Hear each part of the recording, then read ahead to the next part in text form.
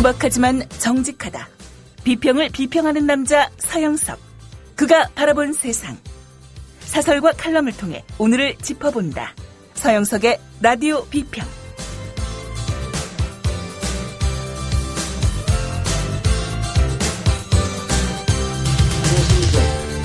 서영석입니다.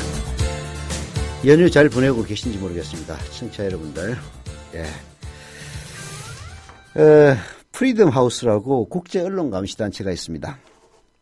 프리덤 하우스가 최근 발표한 2014년 언론 자유 보고서를 보면요.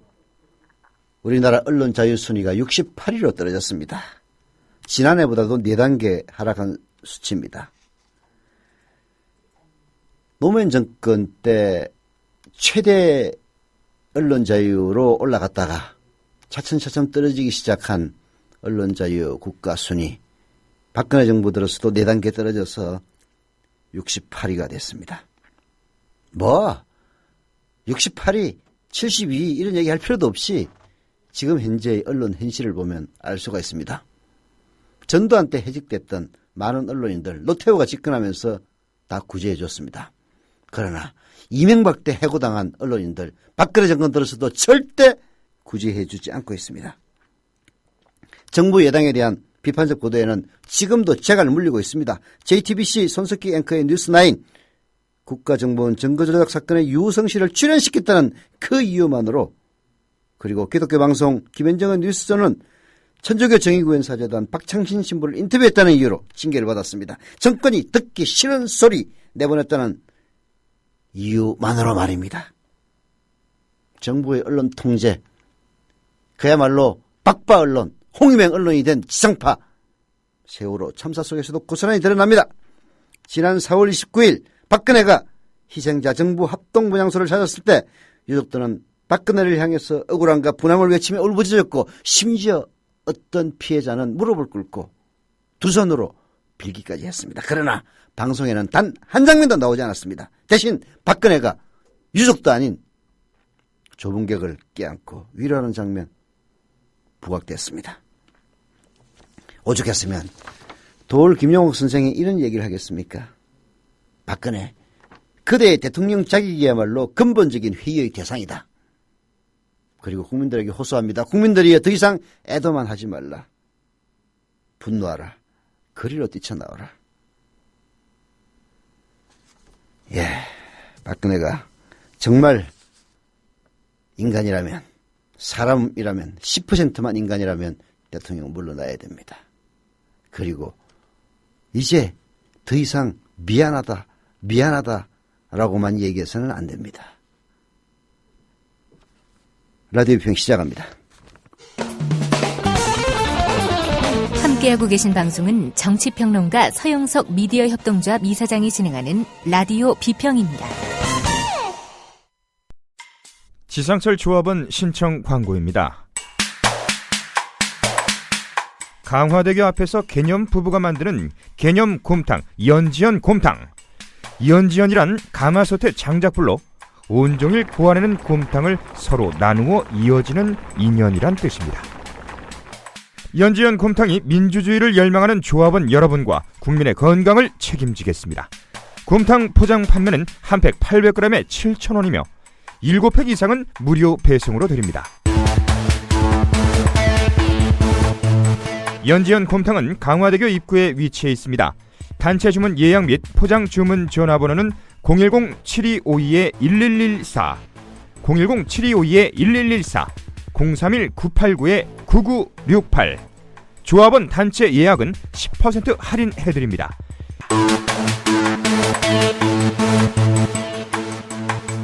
포장 판매 금액의 10%는 국민TV 후원금으로 쓰입니다.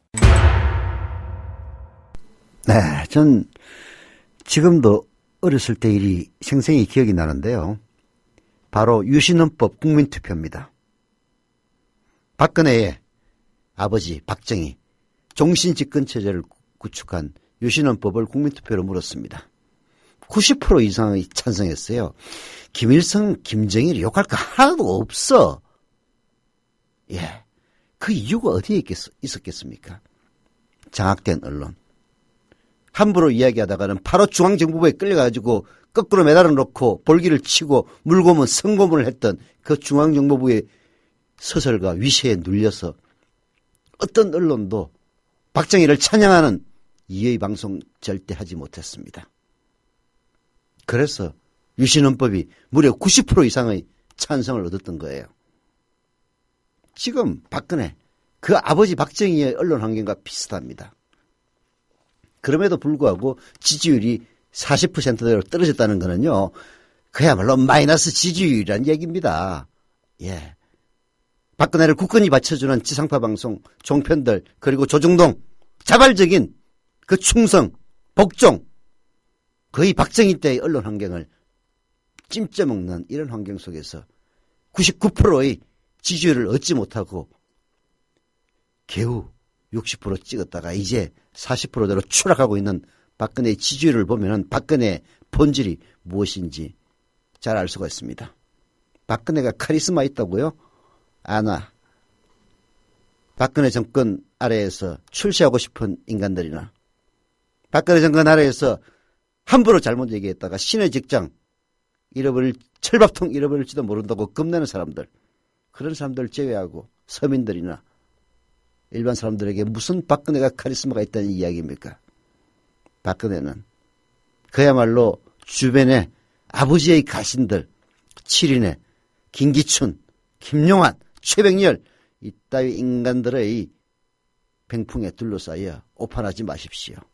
심상치 않은 민심 직시하지 않으면 대통령직에서 쫓겨날 겁니다. 이명박은 최소한 부정선거는 안 했어요. 박근혜는 이미 그 정통성에 흠집이 날대로 나 있는 사람입니다.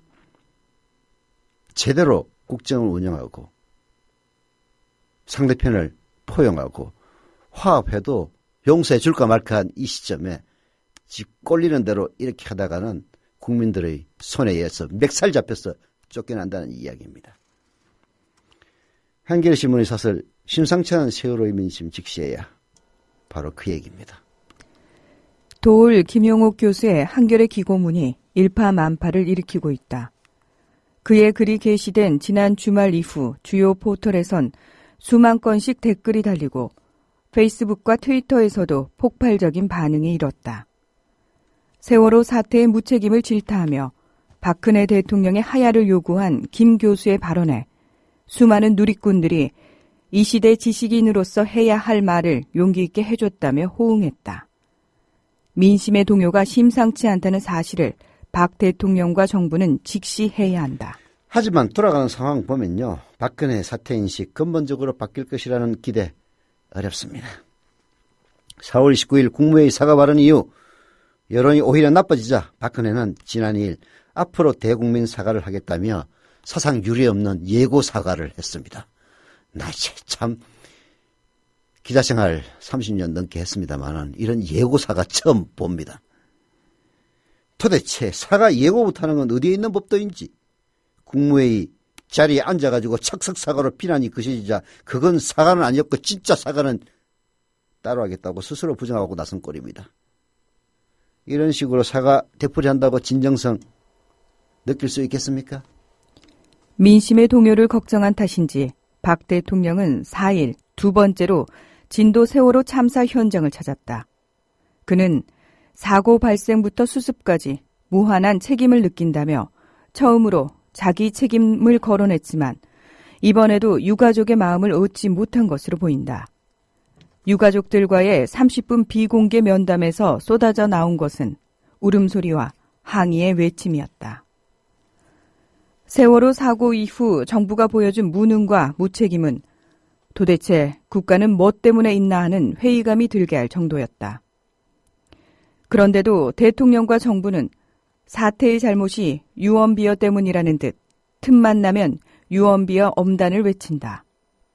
분노를 부채질하는 것이나 다를 바 없다.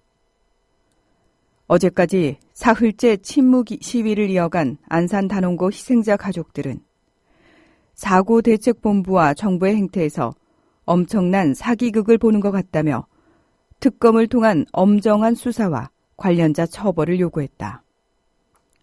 억장이 무너지는 마음을 달리 표출할 수 없기에 이런 요구를 하는 것임을 짐작하기 어렵지 않다.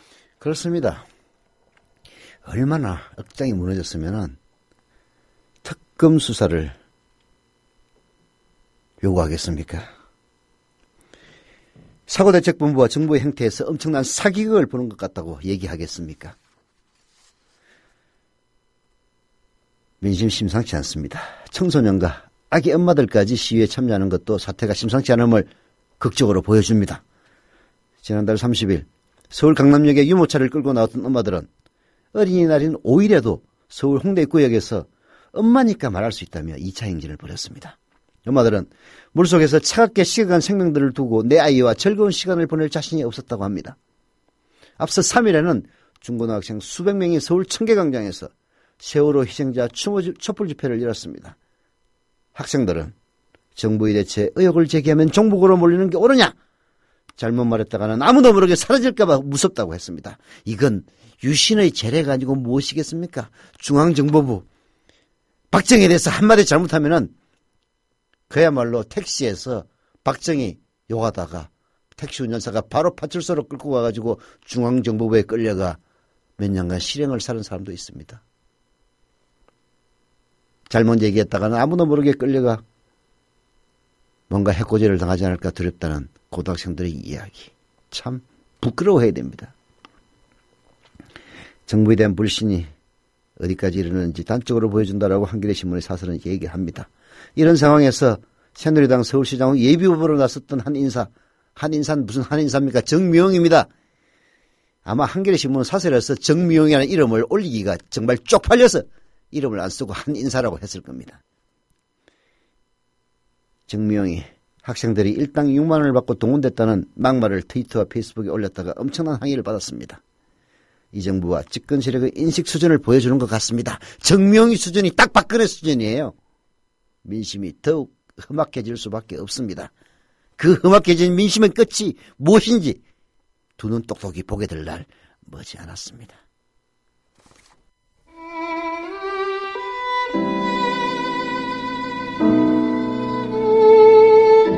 세월호 참사를 지켜본 김선우 시인의 글, 이 봄에 이름을 찾지 못하고 있다의 일부분입니다. 욕되고 부끄럽다. 이 참담한 땅의 어른이라는 것이 만족을 모르는 자본과 가식에 찌든 권력, 가슴의 소리를 듣지 못하는 무능과 오만이 참혹하다. 미안하다. 반성 없이 미쳐가는 얼음나라. 너희가 못 쉬는 숨을 여기서 쉰다. 너희가 못 먹는 밥을 여기서 먹는다. 마지막까지 너희는 이 땅의 어른들을 향해 사랑한다, 사랑한다고 말한다. 차갑게 식은 봄을 안고 잿더미가 된 가슴으로 운다. 잠들지 마라. 부디 친구들과 손잡고 있어라. 돌아올 때까지 너희의 이름을 부르겠다. 살아있어라. 제발 살아있어라.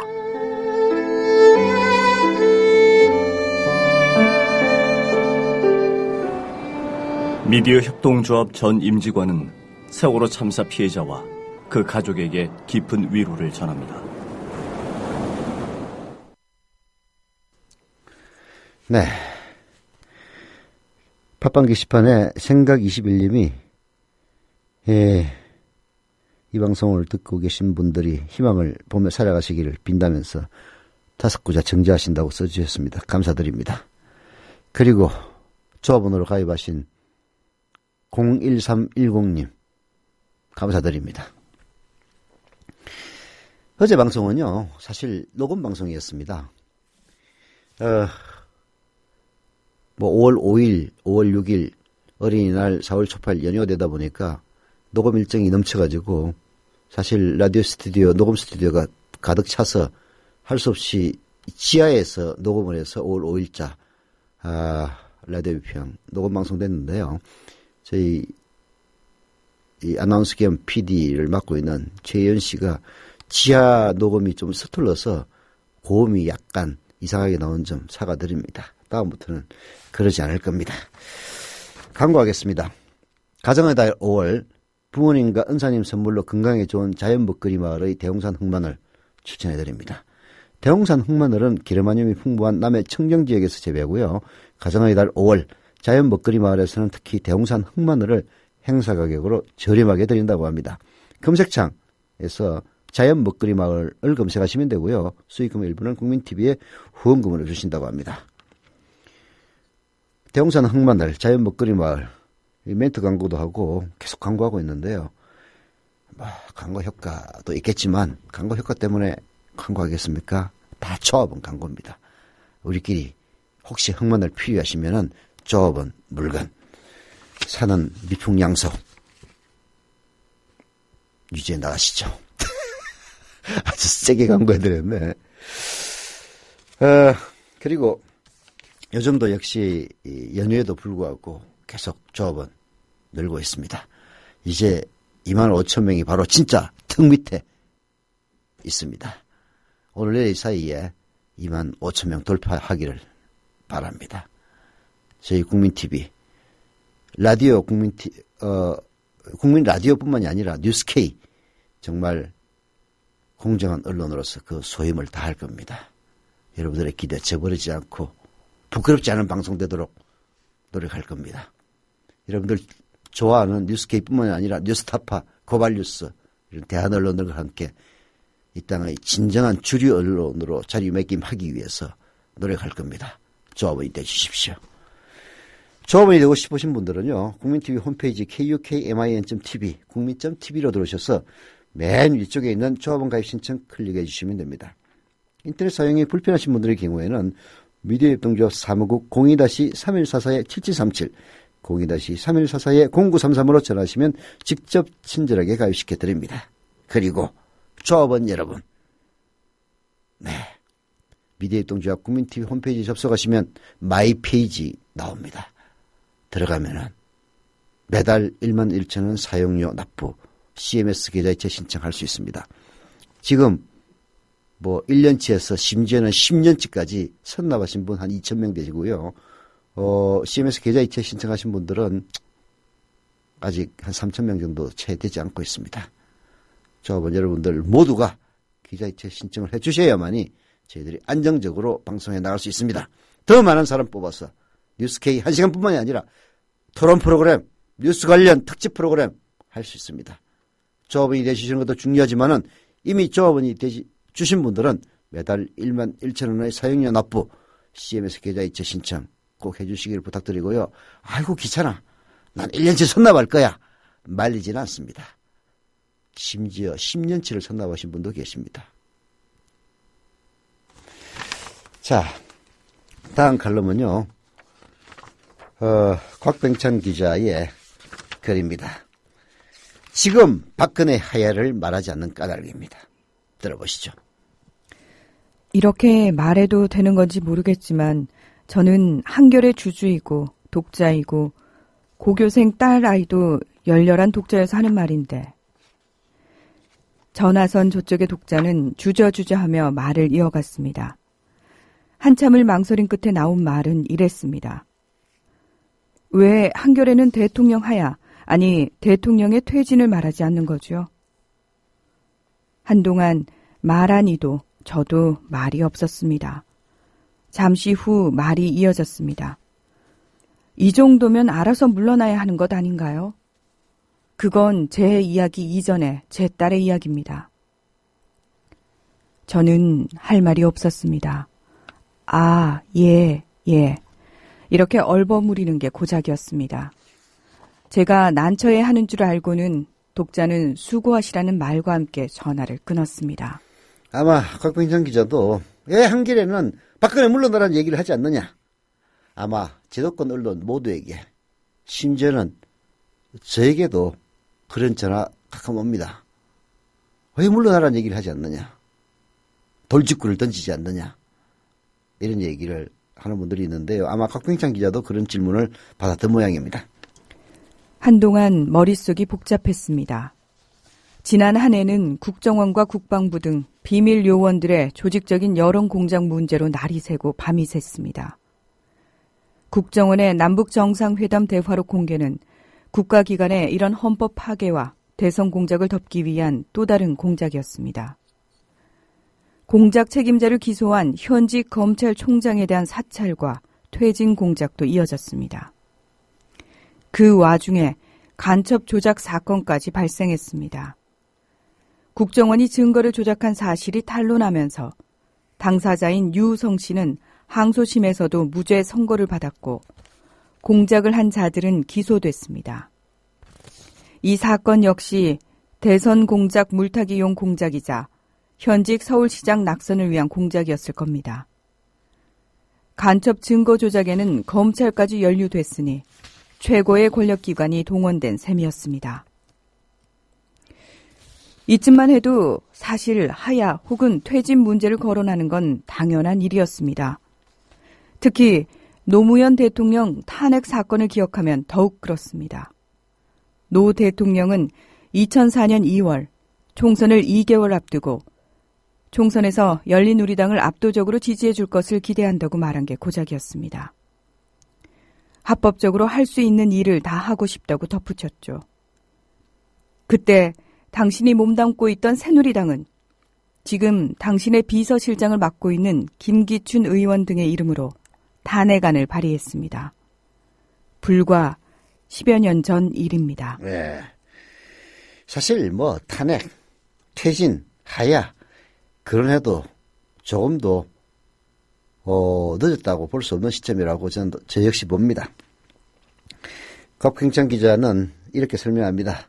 자신은 한결의 입장을 대변할 수 있는 위치에 있지 않지만 다만 민주국가 시민의 권리로서 말할 수 있는 의견이란 이렇다는 얘기입니다. 헌정 질서를 문란케 하는 정보기관의 공작 속에서 출범했고 또 지금까지 벌어진 일이라고는 은폐를 위한 공작이나 검찰총장 사찰, 선거 때 국민과 한 약속의 파기, 그리고 미정유의 인명사고 등이었으니 퇴진을 요구할 수 있는 이유는 충분하다고요. 출발이 부정했고 국민의 생명도 제대로 지키지 못했고 여전히 국가와 국민 위에 군림하려고만 하고 있으니 말입니다. 아니나 다를까 도올 김용옥 선생은 지면을 통해 박근혜의 하야를 공개리에 주장했다라고 쓰고 있습니다. 그러나 곽병찬 기자를 주저케 했던 건 무엇인지 들어봅시다. 그러나 저를 주저하게 하는 건 세월호 희생자와 유가족에게 끼칠 영향 때문입니다.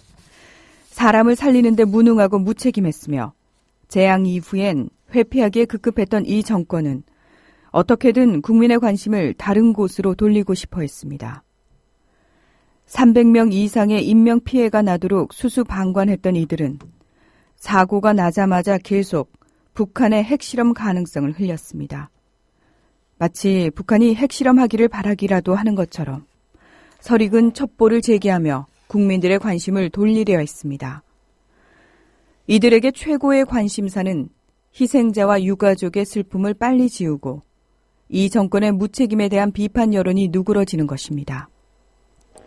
천안함 때는 어떻게든 관제 기억을 주입하려고 별의별 수단을 다 썼던 이들이 지금은 분향소 설치도 제한하고 장례와 분향에 대한 지원도 제한하고 추모 행사도 위축시키기 위해 길을 쓰는 등 세월호의 기억을 말소시키기 위해 안달입니다. 세월호의 기억은 그야말로 이 정권의 치명적인 겁니다. 부정선거에서 당선됐다. 이런 것들은 그 부정선거의 영향을 계량하기가 힘들기 때문에 그게 아니더라도 우리 당선됐을 거야 라는 변명이라도 가능하지만 세월호 참사를 대체하는 박근혜의 무능함 그리고 박근혜를 따르는 그 기득권 세력들의 무능함 이것이야말로 박근혜 정권에게는 그야말로 비수 같은 것입니다. 이런 박근혜 부류들에게 박근혜 일당들에게 북한의 핵실험 등 도발 이후에 기회를 걸 수 있는 것은 아마도 세월호 재앙을 정치 쟁점화하는 것일 겁니다. 정치 쟁점화하기를 오히려 기대하고 있을지도 모릅니다. 지난해 대선 공작을 놓고 대선 불복이냐며 물타기를 하는 한편 지지 세력 결집에 나섰던 것처럼 이번에도 퇴진 논란 나오기만 해라. 이걸 통해서 정치 쟁점화하고 이걸 곧 정쟁으로 변질시키고 양비론의 방패 속에 숨고 그리고 맹목적 지지자들의 광기를 끌어낼 수 있다. 이렇게 보고 있기 때문입니다. 이미 박사모는 박근혜 구하기 전쟁 동료 중입니다. 7만 박사모가 뭉치고 단결에 음의 세력을 척결하고 좌빨을 분리수거하자. 참, 말은 쥐동아리는 잘 놀리고 있습니다. 박정희의 사위, 그리고 박근혜의 동생 남편 신머식이 추모의 상장인 노란리본의 배우를 수사하라고 촉구합니다. 벌써부터 이들은 유가족을 욕보이고 빈정거리는 등 도발을 유도해왔습니다. 이와 같이 권력의 눈먼 폐륜의 광기에 휩쓸려서는 안 된다라는 것이 곽병창 기자의 생각이었던 것 같습니다. 정쟁이 두려운 게 아니라 온전히 희생자와 유가족의 아픔에 동참하고 위로하고 반성하는 데 바쳐져야 할 시간들이 싸움으로 흘러가서는 안 되기 때문이었다는 겁니다. 지금은 살아남은 이들이 그분들에게 바쳐야 할 속죄의 시간입니다. 그런 반성과 참여 없이는 또 이런 재앙이 재발할 수밖에 없습니다. 흩은 짓에 휘말려 좀비떼들을 불러내고 희생자와 유가족의 상처에 소금을 뿌리는 일은 없도록 조심하고 있다는 겁니다. 이런 이야기를 굳이 이 자리에서 하는 까닭은 당신은 여전히 이런 국민의 바람을 무시하거나 염원에 대해 무지해 보이기 때문입니다. 당신의 말을 들어보면 당신은 여전히 당신 자신을 국가로 여기고 있습니다. 지난달 29일 국무회의에서 국가 개조론을 들고 나왔습니다. 내각 전체가 원점에서 국가 개조를 한다는 자세로 현재 만들고 있는 안전 마스터 플랜도 국가 개조 차원에서 접근할 필요가 있습니다. 초등학생들도 알듯이 국가는 국민과 영토와 주권으로 이루어집니다. 정부는 입법부와 사법부와 함께 국민으로부터 위임을 받아 국민의 생명과 재산을 보호하고 영토를 수호하며 주권을 지킵니다. 국민의 권력을 위임받은 조직이지 초월적 위치에서 국민과 국가를 주물럭거리는 조직이 아닙니다. 이번 사건은 위임받은 자들의 무능, 무책임, 농간과 관행에서 비롯됐습니다. 그런데 당신은 이런 정부의 잘못을 국가의 잘못으로 떠넘겼습니다. 국가의 잘못이란 곧 국민의 잘못입니다. 국가 개조란 국민 개조를 뜻하는 것이기도 합니다. 부친인 박정희 씨가 일수 써먹던 게 국가 개조론이었습니다.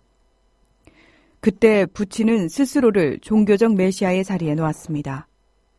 그런데 당신도 정부의 무능으로 빚어진 참사 앞에서 구원의 메시아 행세를 하고 있습니다. 말이 된다고 생각하십니까? 지금은 국가 운운할 게 아니라 이 정부를 개조할 때입니다. 퇴진할 각오로 이 정권을 근본부터 바꿔야 할 때입니다.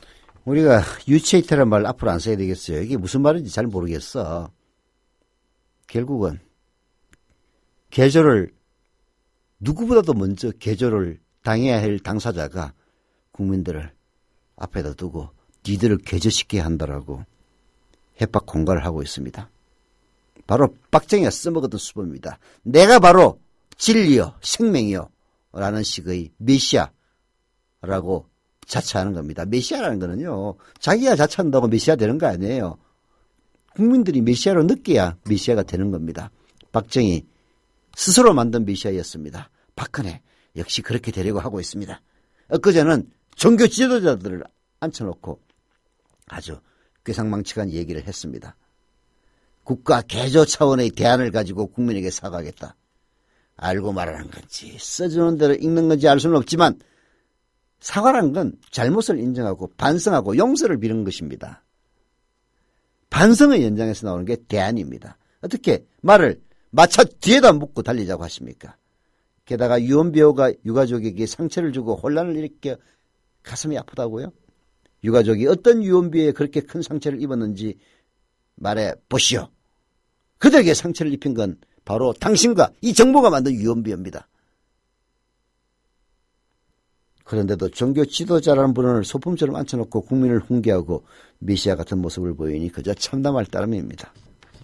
다시 말씀드리거니와 바꿔야 할 건 이 정부이고 개조해야 할 건 이 정권입니다. 함부로 국가개조 주동아리에 담지 마십시오. 당신이 이렇게 생각하는 거 진짜 괴벨스 얘기대로인가 걱정이 됩니다. 괴벨스는 이렇게 얘기를 합니다. 우리는 국민에게 강요하지 않았다. 그들이 우리에게 위임했다. 그들은 지금 그 대가를 치르고 있는 것이다. KBS의 말이 맞는지도 모르겠습니다. 그러나 이제 더 이상 미안하다 라고만 얘기할 때 지났습니다.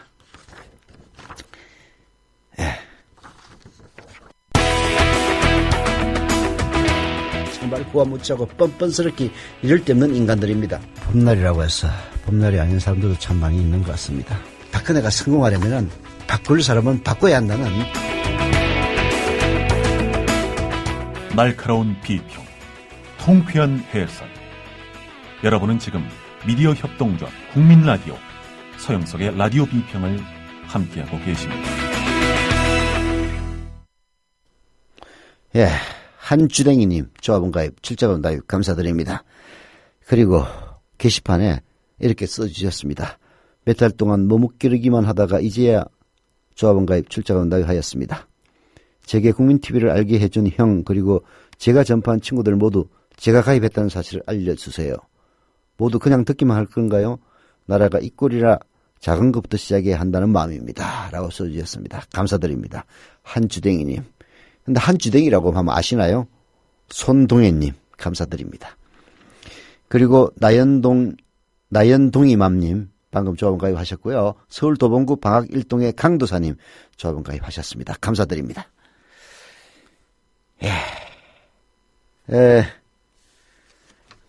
하나 더 하겠습니다. IMPT의 칼럼 박근혜 대 박원순 재난을 대하는 차이점. 제가 왜 이걸 하느냐. 지금 박원순이를 못 잡아먹어가지고 이 친박 언론들 빡빡방송들이 아주 그냥 안달이 났더라고요. 그러나 사고는 똑같은 사고지만 대처하는 박원순과 박근혜의 차이는 하늘과 땅 차이였습니다. 어느 것이 지도자 유행인지 IMPT 해석 들어보시죠. 세월호 사고가 아직 수습도 되지 않고 있는 상황에서 아찔한 지하철 사고가 발생했습니다.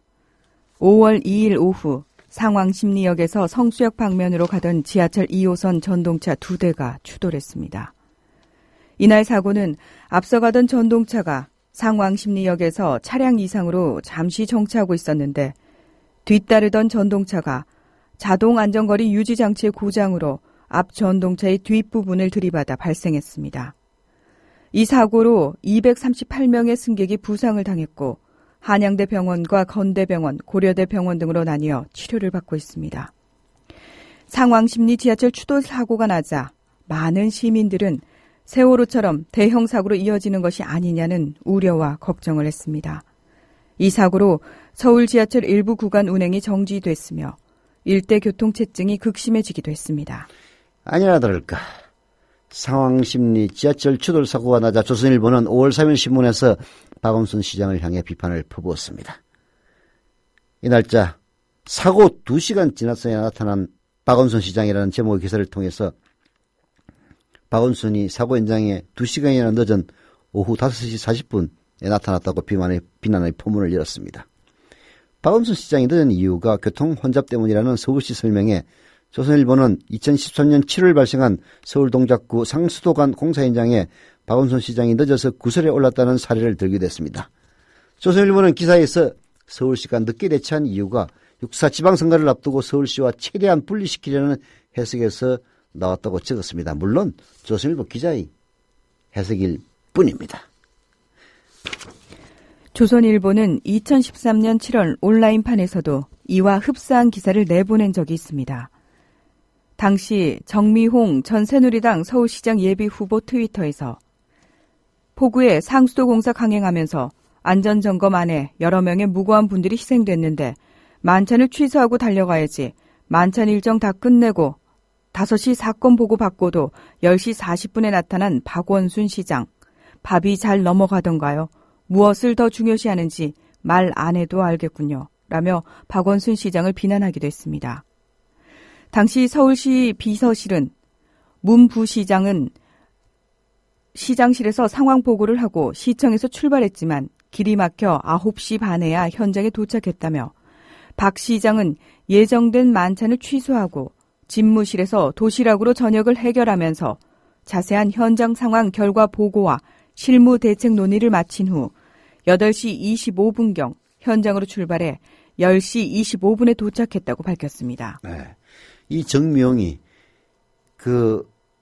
일당 6만 원 주고 어린 학생이 동원됐다. 일단 망발을 했다가 사실이 아닌 것으로 드러나니까 절필하겠다고 지금 쪽팔림을 당하고 있는 인간입니다. 그러니까 이런 얘기를 했겠죠. 조선일보나 정명이나 얘기할 필요도 없이 박원순 서울시장 어떻게 하면 다음 지방선거에서 좀 떨어뜨릴까 그런 궁리하는 모양입니다. 그러나 조선일보가 박원순 시장의 현장 도착이 늦었다고 비난을 해본들 사실 별로 중요한 사실 아닙니다. 사고 현장에 시장이 가봤자 그리 큰 도움 되지 못하고 오히려 현장에 혼란만 가중시키기 때문입니다. 박근혜가 그 팽목항에 가가지고 3시간 동안 아무 구조도 못했어요. 갈 때마다 그런 식이었습니다. 무슨 장관이 오고 무슨 지사가 오고 하면은 방해되지 도움 전혀 안 됩니다. 세월호 사고에서도 나타났듯이 정치인이나 높은 사람들은 구급대원이나 사고수습 관련자들이 어느 정도 현장을 정리하고 부상자를 구조한 상황에서 오는 것이 오히려 사고수습을 더 빠르게 하는 겁니다. 서울특별시 시장실 홈페이지를 보면 사고가 난 상왕십리역 지하철 추돌 현장의 브리핑을 생중계로 보여줍니다. 사실 저도 그 문자를 봤는데요. 제가 옛날 인터넷 매체를 운영한 경험이 있어가지고 그때 서울시청 출입기자가 있다 보니까 그때부터 서울시청 공보실에서는 저한테 본 보도자료가 있으면 계속 문자를 보내요. 이번 상황심리 추돌 사고 때도 그야말로 1시간 간격으로 나왔습니다. 자세한 얘기는 생략하겠는데요. 아무리 씹어본들 박원순이 더 낫습니다. 라디오 비평 마칩니다. 여기